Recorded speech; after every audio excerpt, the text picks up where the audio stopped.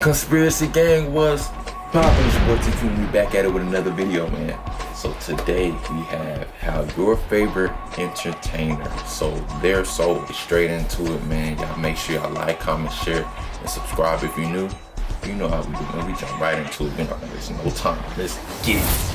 Do you record while the bus is moving, or does it have to come to a stop? Yeah, well, sometimes they don't want to, and they're, Gaga, we can't get, the frequency's weird, and, it's sounding a little bit strange, and I'm like, if you don't get this right now, I swear to Lucifer, I'm gonna, I get a little bit mad. I had to ask some friends because I was hearing a lot about her, and so they told me, who she was and what she was doing, and I come from the school of thought, there's just some things that the public just shouldn't know. You know what I'm saying? Like, things that happen between two people, a wife and a husband, girl, I just don't think that it's for mass consumption. I just have always felt that way.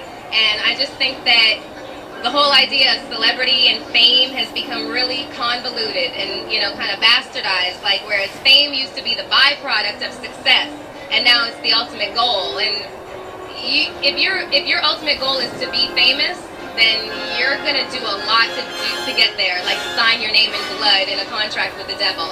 Like, you're gonna end up on a one-way street, and it's going nowhere. Like, that's just the truth. I've seen so many people like forsake their moral code and their value systems just for a little bit of fame, and it's not worth it at the end of the day. You really have to ask yourself that, like, is it worth it? Is it worth, diminishing your moral code just to get success and fame? You have to ask yourself that, man. I just don't get it, man. I don't get it. Because most of the people who are successful, well, I don't want to say successful, but like a lot of people who are in the industry, Hollywood, happier when they weren't famous. You don't have to worry about money, but it's like your whole moral code is diminished. Like, how do you go to sleep at night knowing that you do all this extra stuff behind the scenes? I don't know. I couldn't do it. I couldn't do that, man. I just couldn't live with myself.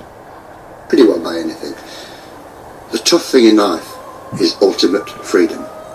Ultimate freedom is the big challenge. Now, I've got it, and I can tell you there's not many of us that have got ultimate freedom. I feel like, Sinatra, in my time, modern day Sinatra, so, I try to live up to that, I get possessed by the spirits. I sold my soul to the devil. At 6 o'clock in the morning. I ain't telling you, man. Pulling over on the highway. Be like No 4 hesitation. cars, just to watch the sunrise. And it was at that point that I fell in love with Arizona. I said, you know what, this has to be God's country. Because I've never seen anything as beautiful as that sunrise. Then I met the devil in God's country. It's not so much who, it's what, what happens and the things that the devil does. It's not so much a person, even though he acts through people.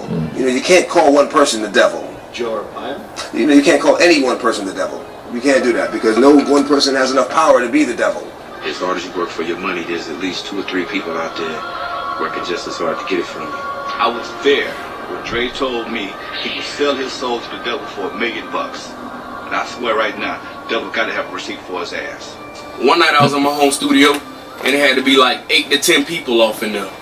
And we had beats and stuff playing in the background and everything. That's how we used to do it, everybody doing what they do, smoking, drinking and everything.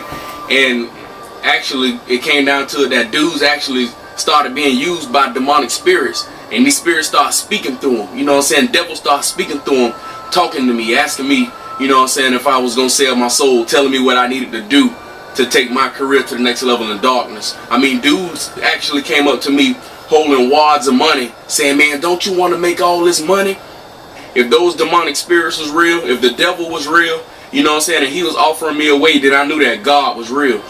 For the next 7 days, I continued actually to hear the demonic spirit still propositioning me to sell my soul, in exchange for fortune and wealth or whatever in that music game, This major music producer sent me an email, and I'm talking to him, and this dude basically told me, you can't rap about Jesus, you can't do none of that, we're going to give you a whole new look, whole new image. He basically was saying, look, man, sell your soul. We want you to rap about and sing about the things we want you to do. Sell your soul. You can't do none of that stuff for Christ, but we'll give you a $2 million music contract for 6 albums. I gotta do 6 albums. The guy was basically telling me to sell my soul.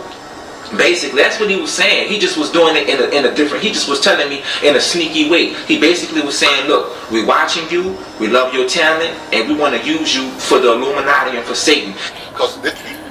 And that's what they do, man, in the industry, man. They're gonna bring it to you real nice with a nice little package and a nice little bow, and they gonna give it to you as beautifully as just the most kindest person in the world, you know what I'm saying? And that's how they do it. That's how they reel you in.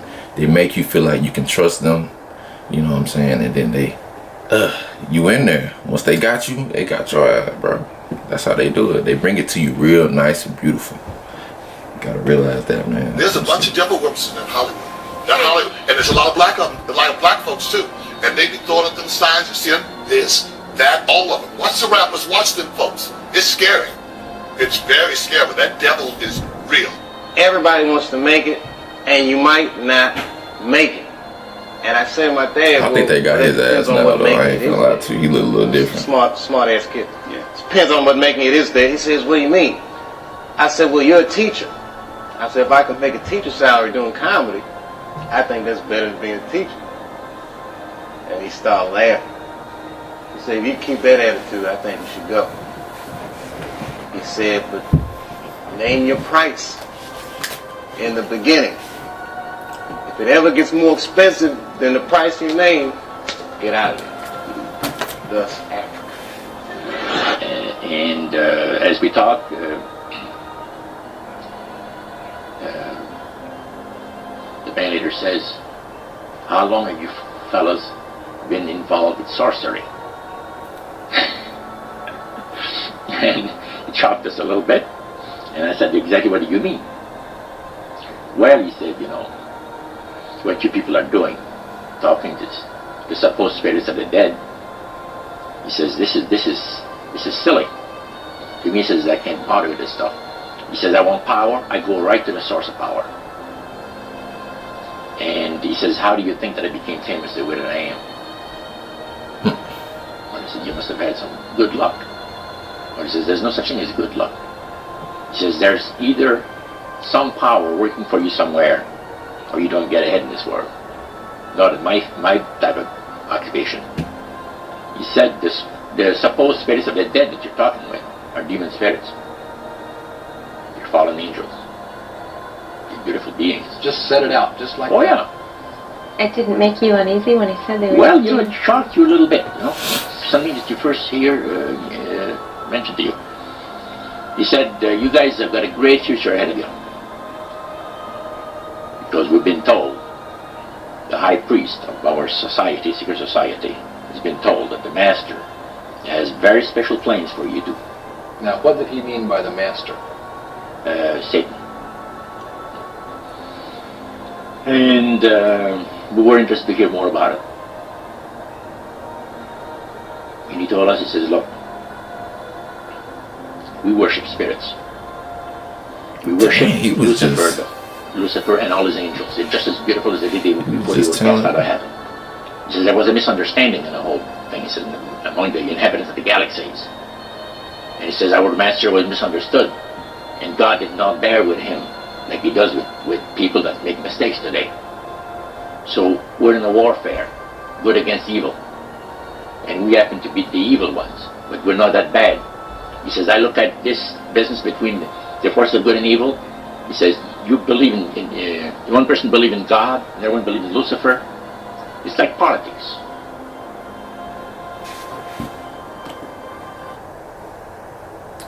For what does it profit a man to gain the whole world and forfeit his soul? Mark 8:36. Okay.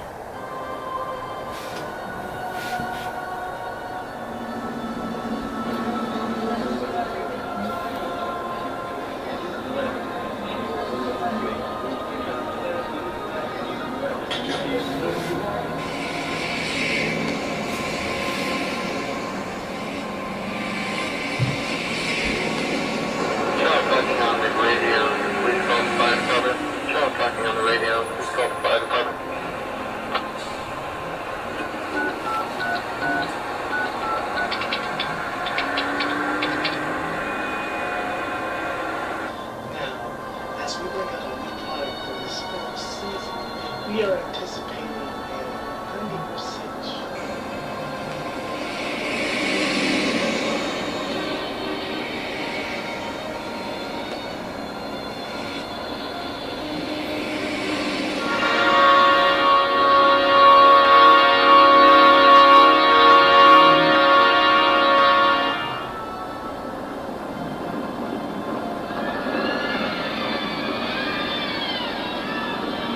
Stuff gives you goosebumps, man.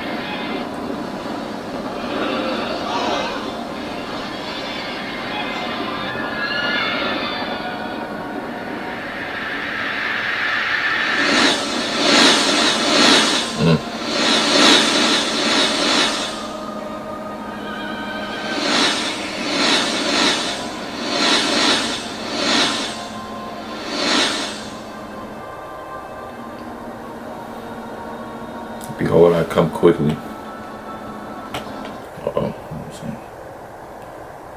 Behold, I come quickly, and my reward is with me, to give to every man according as his work shall be. Revelations 22. Sorry. He hitting a halt.